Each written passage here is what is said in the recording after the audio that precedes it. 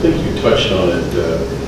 Again, the Chapel Hill experience. Chapel Hill is one of those towns that requires 1% of any capital project that's building a town building or facility to be dedicated to public art. And we found we learned a hard lesson. I think you've been, I know that I worked in Chapel Hill in the Public Works Department there, but that 1% worked really good for little capital projects. It wasn't that onerous. And then along comes a $50 million project to relocate the Chapel Hill Transit and Public Works Department.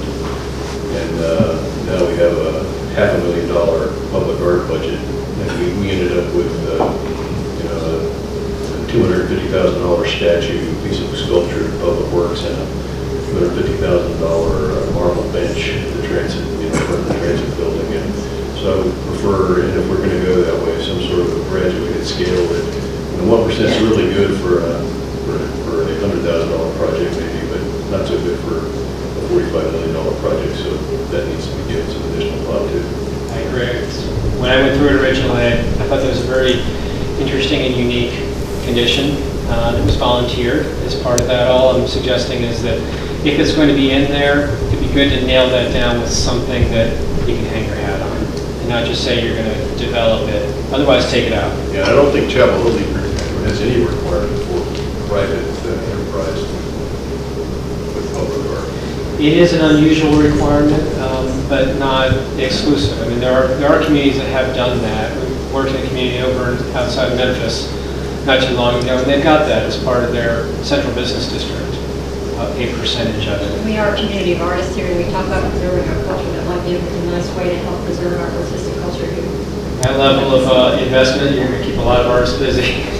Well, and with that said, that wasn't one of the conditions volunteer. That was something that came from the town. So, but they wrote it in, and then they agreed to it. Yeah, exactly. But it was undefined.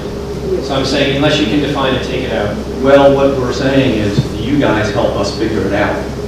Because if we think it's a good idea, we'll put it in our Unified Development Ordinance as well. Right. So the idea is to capitalize on very talented thinking that we can co-opt, so to speak.